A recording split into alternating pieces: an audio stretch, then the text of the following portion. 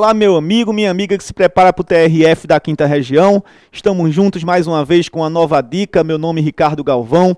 Hoje, mais uma vez, dica de processo penal e uma dica sobre um tema também bastante frequente nas provas da FCC, que é a diferença entre a renúncia e o perdão, que são causas de extinção de punibilidade previstas lá no artigo 107 do Código Penal Brasileiro e também são disciplinadas de forma mais detalhada dentro do nosso Código de Processo Penal.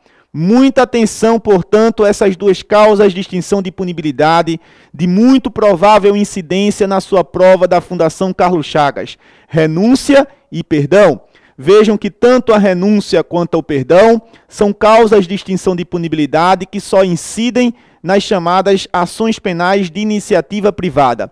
Não há possibilidade de você falar em renúncia, não há possibilidade de você falar em perdão, em crime de ação penal pública, nas ações penais públicas. Apenas nas ações penais de iniciativa privada é que você tem a possibilidade de verificar a incidência da renúncia e também a incidência do perdão como causas de extinção de punibilidade.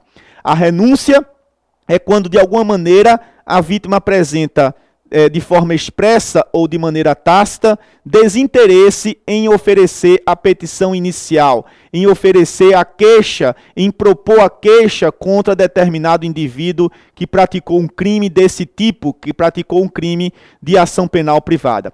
Então, se a vítima apresenta algum comportamento incompatível com o exercício do direito de queixa, ou se ela expressamente desiste de oferecer, de propor queixa-crime contra determinada pessoa, nós dizemos que ocorreu a renúncia dela ao direito de queixa e, consequentemente, extinção de punibilidade para a pessoa do acusado. Está lá no artigo 107 do nosso Código Penal, é uma causa de extinção de punibilidade.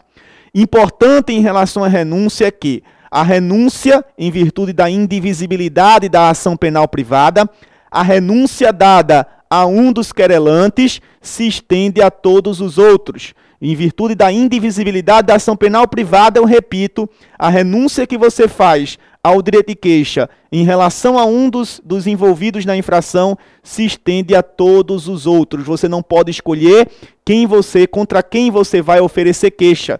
Se você quer oferecer queixa-crime contra um dos criminosos, você tem que oferecer contra todos, caso o crime tenha sido praticado, claro, em concurso de pessoas, em concurso de agentes. Certo? Agora, o perdão é diferente da renúncia, porque a renúncia é, portanto, quando a pessoa desiste, quando ela abdica do direito de propor a ação penal privada. Se ela já propôs a ação penal privada, claro, não há mais o que se falar em renúncia, porque ela exerceu o direito de queixa. Uma vez iniciada a ação penal privada, se a vítima não quer continuar com a ação, você pode falar no perdão. A vítima, então, o querelante, melhor falando, durante a ação penal privada, pode perdoar o querelado. E o perdão do querelado, o perdão do querelante, se for aceito pelo querelado, poderá extinguir a sua punibilidade. Vejam aí mais um detalhe, gente, que eu acabei de dizer, que pode ter passado, batido na sua análise das minhas palavras aqui. A renúncia é sempre um ato unilateral.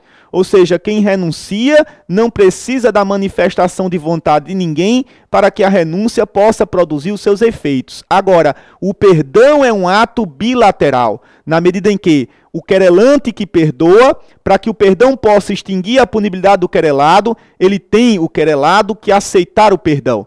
Então, o querelante ele pode perdoar o querelado a partir de forma expressa ou de forma tácita, e desde que ele perdoe de forma expressa ou de forma tácita, caso o querelado aceite o perdão, extinção de punibilidade nos termos do artigo 107. O último detalhe bastante importante é que o perdão dado pelo querelante a um dos querelados, a todos se estende. Então, o querelante, em decorrência também da indivisibilidade da ação privada, o querelante que quiser perdoar um dos querelados é obrigado a perdoar todos. O perdão dado a um se estende a todos. Mas, como o perdão é um ato bilateral, ou seja, ele só produz os seus efeitos de extinguir a punibilidade se ele for aceito pelo querelado, o perdão dado a todos os querelados poderá ser aceito por uns e não por outros. Então o perdão ele só vai extinguir a punibilidade daquele querelado que aceitar o perdão. Pode ocorrer numa situação concreta de você ter um querelado que não tenha aceitado esse perdão. E se ele não aceitou o perdão, obviamente que ele não vai produzir o seu efeito, que é distinguir a punibilidade, já que ele é um ato, como eu falei, diferente da renúncia, um ato bilateral. Então, muita atenção em seus estudos com a renúncia e com o perdão. Renúncia é um ato unilateral. O perdão só produz o efeito de extinguir a punibilidade como um ato bilateral que é, se ele for aceito. A renúncia só ocorre antes da propositura da ação, porque você abdica do direito de propor ação privada, e o perdão só ocorre durante a tramitação da ação penal, enquanto não houver trânsito em julgado da ação penal de iniciativa privada. Tanto renúncia quanto perdão podem ser expressos ou tácitos. Essas são, portanto, as dicas que nós podemos passar para vocês em relação a essas duas causas importantes de extinção de punibilidade, que têm uma relação muito próxima, direta, com o tema da ação penal. Na esperança, então, de que a minha dica de hoje tenha sido importante para o seu estudo, eu vou me despedindo. Um forte abraço para todos e até uma próxima dica, uma próxima oportunidade. Até lá.